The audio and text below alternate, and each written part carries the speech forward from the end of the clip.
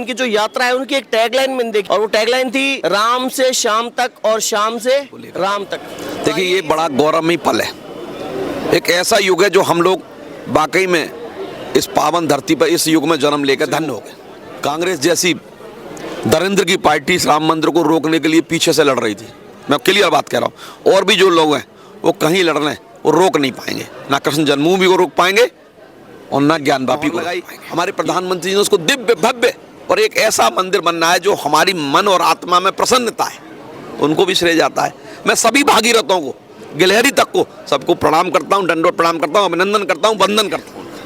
और राम से श्याम तक और श्याम से राम तक, देखिए हमने जब से हमारे दिल में ये तारीख निश्चित हुई है, हमारी पद्धति को, हमारी संस्कृति को, हमारे इतिहास को तोड़ा मरोड़ा के आए और उन पर अटैक किए हुए हैं, तो उनमें कहीं ना कहीं ये दिल में है कि वो राम में भी हुआ है, वो श्याम में भी होगा। हेलो नमस्कार मित्रों, मेरा नाम है राकेश कुमार शर्मा और आप देख रहे हैं जनमंथन। आज गिरिराज गोवर्धन जी के हमारा पहला दिन है जहाँ पे हम लोगों से पब्लिक ओपिनियन ले रहे थे और सहसा ही हमें इनवाइट किया गया इन महानुभाव के द्वारा। मैं इनका परिचय दे दूं। इनका नाम है आशीष जी शर्मा और ये हाथरस जो शहर है उनके भूतपूर्व चेयरमैन रहे हुए हैं और इनसे हम आज बात करने की कोशिश करते हैं। इनकी जो यात्रा है उनकी एक टैगलाइन मैंने देखी, मुझे बड़ी इंटरेस्टिंग लगी और वो टैगलाइन थी राम से शाम तक और शाम से राम तक। तो आइए इसी मुद्दे पे बात करते हैं। नमस्कार सर, मैं राकेश कुमार शर्मा जो इस चैनल का ऑनर हूँ।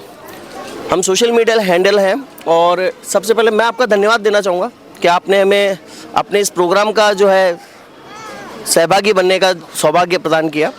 बेसिकली मैं खाटू श्याम जी से हूँ। तो सर 22 तारीख को श्री रामलला अपने धाम पधार रहे हैं। सबसे पहले तो मैं आपकी प्रतिक्रिया चाहूँगा उस पर। देखिए ये बहुत जनमंथन का मैं स्वागत करूंगा, अभिनंदन करूंगा कि गोवर्धन की आज जमी पर आए और हम लोग उनका स्वागत करते हैं। आपने 2023 और 2024 के विषय में एक विषय रखा कि राम जन्मभूमि को लेकर। देखिए ये बड़ा गौरवमयी पल है। एक ऐसा युग है जो हम लोग वाकई में इस पावन धरती पर इस युग में जन्म लेकर धन्य हो गए।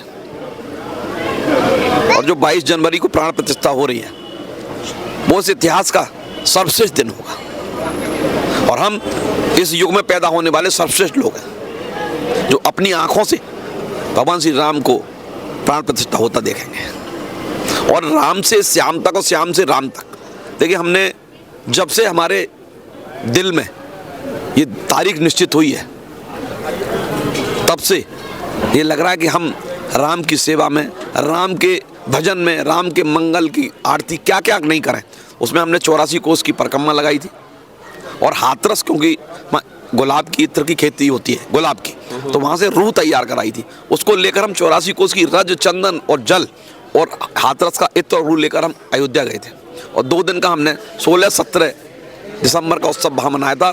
और ईश्वर के सौभाग्य हमको मिला कि राम जन्मभूमि ट्रस्ट के चंपत राय जी को सौंपकर उन्होंने हमें विश्वास दिलाया कि आपकी सेवा भगवान श्री राम की प्राण प्रतिष्ठा के दिन 22 जनवरी को लगेगी। तो हाथरस का सौभाग्य है। और इस विषय पर मैं बताऊं, लगातार 20 वर्षों से पाश्चात्य संस्कृति का जिस प्रकार प्रकोप हो रहा है हमारे देश में, लोग 30-31 जनवरी को बच्चों भागते हैं, डिस्को जाना है, वहाँ जाना है, वहाँ जाना है। उनको एक हमारी दृष्टि में वो विषय आया और आज से सही 20 वर्ष पहले 2004 में हमने एक छोटा सा कार्यक्रम शुरू किया था, जिसमें आज हमारा पूरे भारतवर्ष के 1000 परिवार मिलकर ये 30 और 31 कैलेंडर नववर्ष को हम इस प्रकार मनाते हैं कि हम पुरानी साल को भी यहीं छोड़ते हैं और नए वर्ष में भी भगवान श्री गिरिराज महाराज की कृपा से प्रवेश करते हैं। और ये इस साल की परिक्रमा जो 20वीं परिक्रमा है हमारी, वो इस रामलला की प्राण प्रतिष्ठा को समर्पित है। तो आपकी जो टैगलाइन थी राम से शाम की ओर, तो ये जो राम से शाम की ओर है, इसके अगर राजनीतिक अर्थ या राजनीतिक मायने निकाले जाएं तो क्या कहीं न कहीं अंतर्मन में ये एक चेतना भी है कि अयोध्या के बाद मथुरा की बारी है? देखिए मैं बहुत स्पष्ट कर दूं, बारी तो सबकी होनी है, क्योंकि जो आक्रोश और वो था राम मंदिर को लेके पहले हुआ, लेकिन जिन चीज़ों को हमारे पुराने समय में हमारी पद्धति को, हमारी संस्कृति को, हमारे इतिहास को तोड़ा मरोड़ा के आए और उन पर अटैक किए हुए हैं, तो उनमें कहीं ना कहीं ये दिल में है कि वो राम में भी हुआ है, वो श्याम में भी होगा। तो पुनर्स्थापना की आप एक तरह से जो है बिगुल बजा रहे हैं, भाई कह रहे हैं भाई पुनर्स्थापना तो होनी चाहिए। देखिए, पुनर्स्थापना तो होगी, और इस युग में हो हम देख लें तो फिर हमारा जीवन धन्य हो जाए। ये बात बड़ी बात है, और काफ़ी बुजुर्गों से मैंने बात की है जिनकी आंखों में इस बात को कहते हुए आंसू आए हैं कि हम वो भाग्यशाली पीढ़ी हैं जो इस कालजयी चक्र के अंदर इस क्षण के भागीदारी हमने ली है और इस क्षण के भागीदार बन रहे हैं, प्रत्यक्षदर्शी बन रहे हैं। अच्छा भाई साहब, ये बताइए कि जैसे अभी इस चीज़ का श्रेय, राम मंदिर का श्रेय किसे देना चाहेंगे आप? देखिए, राम मंदिर का श्रेय मैं उन सभी भागीरथों को दूंगा। सबसे पहले आंदोलन में कार सेवकों ने अपना बलिदान दिया, उनको श्रेय जाता है, और प्रत्येक सनातनी, प्रत्येक हिंदू को ये श्रेय जाता है। माननीय न्यायालय ने भी अब मोहर लगाई, हमारे प्रधानमंत्री जी ने उसको दिव्य भव्य और एक ऐसा मंदिर बनना है जो हमारी मन और आत्मा में प्रसन्नता है, उनको भी श्रेय जाता है। मैं सभी भागीरथों को, गिलहरी तक को, सबको प्रणाम करता हूँ, दंडवत प्रणाम करता हूँ, अभिनंदन करता हूँ, वंदन करता हूँ उनका। मेरा एक सवाल आपसे ये है कि जैसे अभी पहले ये कहा गया था कि जो विपक्षी पार्टियां हैं उनको न्योता नहीं भेजा गया, इस बात को लेकर चर्चा हुई थी। अभी जब न्योता पहुंच गया है तो उनके भाग लेने पे संशय है, और कुछ नेताओं ने तो स्पष्टतया कह दिया है कि हम जो है राम मंदिर के शिलान्यास कार्यक्रम में भागीदारी नहीं लेंगे। तो उनके बारे में आप क्या कहना चाहेंगे? देखिए, उनके लिए ये वोटों का सवाल है, लेकिन हमारे लिए तो ये हमारा सनातन का संस्कृति, हमारा इतिहास है, हमारा गौरवमयी, हमारा दिव्य भव्य है। हमारे लिए तो हमारे प्रभु है, हमारे राम है। आए ना आए उससे कोई फर्क नहीं पड़ता, लेकिन हमारे मन में राम रहते हैं। हमारी जन्म से लेकर हमारी अंतिम संस्कार तक सिर्फ राम ही है, और राम के साथ ही हम रहना चाहते हैं। तो एक जो अभी ये कहा जा रहा है भाई वो नहीं आ रहे हैं, तो कहीं ना कहीं वोट बैंक की राजनीति आपको दिखाई देती है उसमें? देखिए, वो नहीं आ रहे हैं तो वो अपना एक बहुत अच्छा अवसर खो रहे हैं। उनको जीवन में ऐसा अवसर मिलेगा जब हम इतने, पूरा देश इतना खुश है, पूरा विश्व खुश है कि एक ऐसा पल जो हम जी रहे हैं, जो नहीं जा रहे हैं वो भी जी रहे हैं, उसको देखना चाहते हैं, महसूस करना चाहते हैं। वो नहीं जा रहे हैं तो उनका भाग्य खराब है। जब कुछ नेता ऐसे भी हैं जिनका स्टेटमेंट अभी हाल ही में बड़ा विवादास्पद रहा, उनका कहना था कि राम मंदिर किसी को खाने के लिए नहीं देने वाला या रोज़गार प्रोवाइड नहीं करवाने वाला, इस तरह के स्टेटमेंट दिए गए, और कहीं ना कहीं राम मंदिर के इनॉग्रेशन की जो आभा है उसे कम करने का प्रयास किया गया। तो इसके ऊपर आप क्या कहना चाहेंगे? देखिए, उनको खिसियानी बिल्ली खंबा नोच है। वो जो देख रहे हैं आज, उनके घर के आसपास भी वो देख रहे हैं कोई राम मंदिर को लेके एक बहुत बड़ा उत्साह है, तो इस समय चैन में नहीं है। उनको लगता है कि हमारी राजनीति खत्म हो गई, तो वो कुछ भी बयान दे सकते हैं। उन बयानों पर जाने से कोई फायदा नहीं है। आने वाले लोकसभा चुनावों के अंदर क्या भाजपा को, बीजेपी को राम मंदिर के इनॉग्रेशन का इनके समय पे होना फायदेमंद साबित होगा या फायदा देगा? देखिए,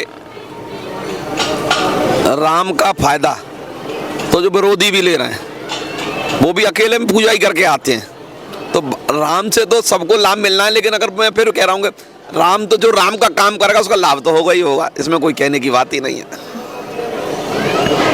और अभी जो 2 डिसीजंस और बाकी हैं कोर्ट के ऊपर, कोर्ट में जिनकी तारीखें चल रही हैं, मथुरा और ज्ञानवापी, तो इनके बारे में आपके और जो आपके सहयोगी हैं सभी, उनका क्या विचार है? देखिए, ज्ञानवापी को लेकर सर्वे हुआ है, उसमें 100% ये साक्ष्य मिल रहे हैं कि वो मंदिर ही है। और कृष्ण जन्मभूमि, आप समझ सकते हो, कृष्ण जन्मभूमि पे तो टाइटल सूट है। जैसे पहले असदुद्दीन ओवैसी और ऐसे जो विचारक थे, उनका यह कहना था कि राम मंदिर का फैसला टाइटल सूट के आधार पे होगा, आस्था के आधार पे नहीं होगा। अब वो ये कहते हैं कि आस्था के आधार पे डिसाइडेशन हो गया, तो अब क्या मथुरा के अंदर तो टाइटल सूट वाली प्रॉब्लम है? तो देखिए, जब कोई काम वो पिछले कितने वर्षों से बिगाड़ रहे थे, 92 से वो कांग्रेस जैसी दरिंद्र की पार्टी इस राम मंदिर को रोकने के लिए पीछे से लड़ रही थी। मैं क्लियर बात कह रहा हूँ, और भी जो लोग हैं वो कहीं लड़ रहे हैं, वो रोक नहीं पाएंगे, ना कृष्ण जन्मभूमि को रोक पाएंगे और ना ज्ञानवापी को रोक पाएंगे। ये न्यायालय की मोहर तो सुप्रीम कोर्ट की लगी है, उसके बाद भी उनकी आंखें नहीं खुल रही हैं। ये 5-5 और 7-7 सीनियर जजों की बेंच डिसाइड कर रही है, तो उसमें तो फिर हमारी आस्था पे सुप्रीम मोहर और लग रही है। आपने ये बात कही, मैं इसको बीच में थोड़ा सा रोकते हुए कहूँगा कि ये भी आरोप विपक्ष लगाता है कि मोदी जी जो है राम मंदिर का श्रेय लेते हैं, जबकि डिसीजन तो कोर्ट के फैसले से हुआ है सारा। राम की सेवा करें तो वो भी लें, वो तो भटक रहे हैं वोटों में, किसी और की सेवा में लगे हुए हैं। किसकी टोपी किसका अंगूठा पहन के पहुंच जाते हैं, फिर क्या होगा? जो सेवा करेगा वो फल लेगा। राम की सेवा तो सब फल ले सकते हैं, वो ले ही नहीं रहे तो हम क्या करें? अच्छा, वो लेना नहीं चाहते? वो लेना नहीं चाहते हैं। कारण क्या लगता है, क्यों उनको नहीं कारण लेना? लगता है कि उनको हमारा एक वोट बैंक खिसक जाएगा। अरे सेवा करो, वोट बैंक तो बाद की चीज है, पहले तो अपने जीवन को तृप्त करो, जीवन का उद्धार करो। ये यूपी वाले क्या सोच रहे हैं? कन्हैया मित्तल जी का गाना आया था, जो राम को लाए हैं हम उनको लाएंगे। देखिए यूपी के विषय में तो मेरा सीधा सीधा वो है, क्लीन स्वीप है यहाँ तो। आप खाटू श्याम मंदिर से आए, आप यूपी के लोगों की दीवानगी देखते हैं वहाँ भी, और पूरे देश में भक्ति स्थलों पे यहाँ तो 80 में 80 हैं। कोई आ जाए, कोई मिल जाए, कोई कुछ कर ले, 13 नहीं 1300 इकट्ठे हो जाए, कोई फर्क नहीं पड़ता। मतलब गठबंधन का पता नहीं होगा, ये कह रहे हैं आप? नहीं, कोई अता पता नहीं होगा। UP clean sweep. जो दलित विचारक कई ये कहते हैं कि राम मंदिर रोजगार थोड़ी देगा उनको। देखिए जैसे सीधा नाम बता दूं मैं, चंद्रशेखर रावण है, और जो आपके वाम सेफ के हैं, पैंथर्स पार्टी के हैं, वामन मेश्राम, ये कहते हैं कि साहब रोजगार नहीं देगा। क्या कहते हैं? देखिए इनको केवल अपनी पॉपुलैरिटी की वजह से बयान देते हैं। ये ऐसे उत्तेजित बयान देकर सोचते हैं कि हमको एक वोट बैंक मिल जाएगा। ये फिर जनता जनार्दन की नज़र में सिर्फ इनके ये जो वाक्य हैं या इनके जो वर्जन है, केवल और केवल ये है कि हम एक जाति को अपने पास समेट लेंगे, और कुछ नहीं है। और जिस जाति की ये राजनीति कर रहे हैं, उन जाति की राजनीति में तो राम सर्वोपरि है ही। चाहे केवट के रूप में देख लें या सबरी के रूप में देख लें। चाहे इस समय महर्षि वाल्मीकि अंतर्राष्ट्रीय एयरपोर्ट जो बना है राजा दशरथ वहां पर अयोध्या में, उसका भी नाम से आप समझ लें। तो फिर दलितों के तो राम है, सबके राम है। राम तो सबके, मैं एक ही बार कह रहा हूँ। हाँ, राम तो सबके हैं निश्चित रूप से। अच्छा, अभी एक जातिगत जनगणना का मुद्दा छेड़ा हुआ है, तो क्या आपको लगता है कि हिंदुत्व की काट जातिवाद और जातिवाद की काट हिंदुत्व? देखिए राजनीति में केवल और केवल मुद्दों को उछालकर वोटों को इकट्ठा करने की एक योजना होती है, और मोदी जी ने पिछले 9 वर्षों में, 9.5 वर्षों में ये दिखा दिया, काम करो तो जनता तो काम को देखेगी। माया भी, छल फरे भी, नटवर लाली ये चल गई 50, 60, 70 साल, अब नहीं चलेगी।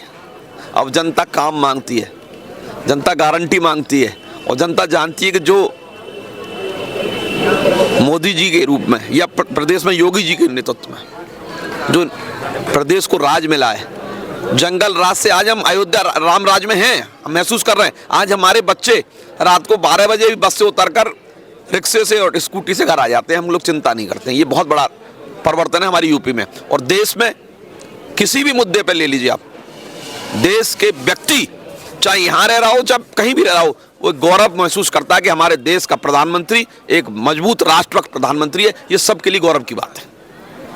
योगी के मोदी जी के बाद योगी जी, ये एक काफ़ी बड़ा नैरेटिव है जो चलाया जाता है। कितना क्या एग्री करते हैं आप एज ए यूपी के कॉन्स्टिट्यूएंसी के? नहीं, मैं एज ए यूपी के नागरिक पूछ रहा हूँ आपसे। देखिए भविष्य की राजनीति के नीति निर्माता हम तो नहीं है। ये तो या भगवान राम करेंगे या जनता जनार्दन तय करेगी। अब जो होगा अच्छा ही होगा। बीजेपी अगर किसी को लाएगी तो अच्छे को ही लाएगी। अब ये नाम न मैं तय करने वाला न मैं इसमें कोई निर्णय लेने वाला, भगवान राम सब बढ़िया करेंगे।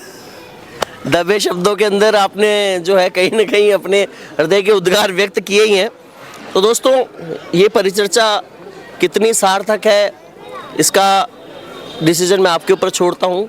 और जो आपको अच्छा लगा है हमारे वीडियो में, या जो भी आप सवाल हमारे जो अतिथिगण उनसे करना चाहते हैं, तो आप कमेंट बॉक्स में उस अपने सवाल को टाइप कीजिए। अगर हमें फेसबुक पे देख रहे हैं तो फॉलो कीजिए, यदि हमें यूट्यूब पे देख रहे हैं तो सब्सक्राइब कीजिए। मिलते हैं अगले वीडियो में जनमंथन के साथ।